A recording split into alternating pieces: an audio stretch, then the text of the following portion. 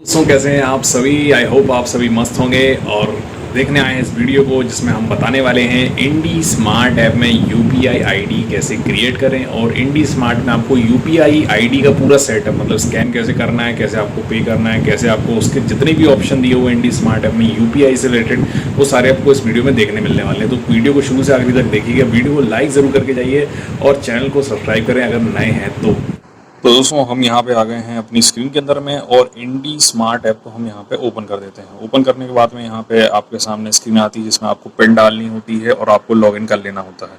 Pin डालने के बाद में जो एम पिन आप डाल देते हैं, लॉगिन होने के बाद में यहाँ पे आपको देखेंगे नीचे ऑप्शन आपको आता है यूपीआई का। तो आपका जो यूपीआई का ऑप्शन है दोस्तों, तो जो यूपीआई का ऑप्शन है दोस्तों आपको उस पर क्लिक कर देना है। इसके बाद ये कहता है कि यूपीआई रजिस्ट्रेशन अगर आपको करना है तो आपको पॉलिसी जो है इसकी टर्म्स एंड कंडीशन आपको अप्लाई करनी होगी। तो यहाँ पे टर्म्स एंड पॉलिसीज को जो है आपको चेक कर देना है, चेक बॉक्स को, और इसके बाद में सेंड एसएमएस पे आपको क्लिक कर देना है। इसके बाद में आपकी जो सिम है वो आपको सिलेक्ट कर लेना है, कौन सी सिम है। सिम में सिलेक्ट करने के बाद में आपको वेट करना है। इसके बाद में आपका रजिस्टर्ड नंबर यहाँ पे दिखा देगा और इसके बाद में आपको प्रोसीड पे क्लिक कर देना है। इसके बाद में स्क्रीन के ऊपर में आपको एक यूपीआई आईडी लिखा हुआ आएगा आपके नाम के नीचे, वहाँ पे आपकी यूपीआई आईडी बनी हुई होती है दोस्तों। अगर आप उसको क्लिक करेंगे तो एक यूपीआई आईडी आपके सामने आ जाएगी जो कि वहाँ पे लिखी होगी @इंडियन बैंक, उसके आगे लिखा होगा और उसके सामने आपकी यूपीआई आईडी लिखी है। तो इसको आपको याद रखना है, अगर किसी को भी आप अपनी यूपीआई आईडी देते हैं तो यही यूपीआई आईडी आपको वहाँ देना पड़ेगा अगर आपको अकाउंट में पैसे बुलाना है तो। इसके बाद में नीचे आप देखेंगे एक मैनेज यूपीआई आईडी का ऑप्शन है जहाँ पे मैनेज बीपी और पिन का ऑप्शन है, इस पर आपको क्लिक कर देना है। तो आपकी जो पिन है दोस्तों वो अगर आप क्रिएट करना चाहते हैं, यूपीआई पिन अगर आपने क्रिएट नहीं करी हुई है तो आपको जो है क्रिएट करने का ऑप्शन वहाँ पे मिल जाएगा दोस्तों। इसके अलावा आपको यहाँ देख सकते हैं फॉरगेट भीम यूपीआई पिन, अगर आप भूल गए हैं या आपको चेंज करना है तो आप यहाँ पे चेंज कर सकते हैं।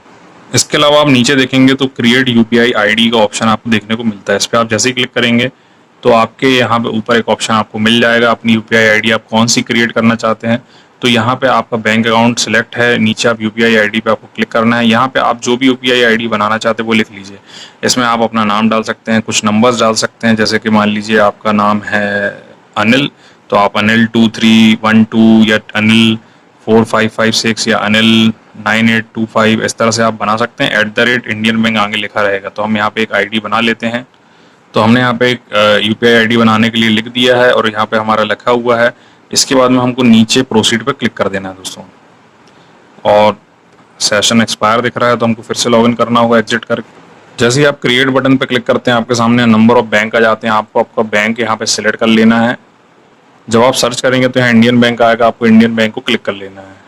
अब वापस से आपको आपका बैंक यहाँ नजर आएगा, आपको सिलेक्ट कर लेना है और नीचे एक बटन आएगा प्रोसीड का, उस पर क्लिक कर देना है। यहाँ पे इन्होंने आपको जानकारी दी है कि आपको यूपीआई आईडी सिर्फ और सिर्फ पैसे भेजने के लिए लगती है, यूपीआई पिन जो है आपको कभी भी पैसे मंगाने के लिए नहीं लगती। तो ये हमेशा याद रखना, क्योंकि ये ऐसा फ्रॉड होता है कि अक्सर लोग आपको एक लिंक भेज देते हैं और उसमें यूपीआई आईडी पिन आपसे डलवा लेते हैं। तो हमेशा याद रखिए कि यूपीआई आईडी पिन जो है सिर्फ तभी आपको यूज़ करना होती है जब आप पैसे किसी को भेज रहे होते हैं। कभी पैसे मंगाने के लिए यूपीआई पिन का उपयोग नहीं होता है। मतलब आपके खाते में अगर पैसे आ रहे हैं तो यूपीआई पिन कभी डालने की जरूरत नहीं होती है। सिर्फ अगर आप कोई बोल रहा है कि आप यूपीआई पिन डाल दो मतलब आपके खाते से पैसे जाने वाले हैं। हम यहाँ पे ओके पे प्रेस कर देते हैं और यहाँ पे आपको सक्सेसफुल का एक मैसेज आ जाता है कि आपका यहाँ पे यूपीआई आईडी क्रिएट हो चुका है दोस्तों।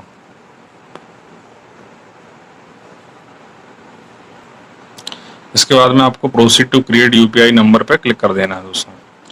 तो दोस्तों आपको यहाँ से इस तरह से बाहर आ जाना है। आपकी यूपीआई आईडी क्रिएट हो चुकी है और आप यहाँ पे देखेंगे अगर आपका मैनेज बीपीए या पिन वाले ऑप्शन इस पे जाएंगे तो आपकी वही यूपीआई आईडी आपको अब यहाँ पे देखने को मिल जाएगी जो आपने अभी क्रिएट करी है दोस्तों।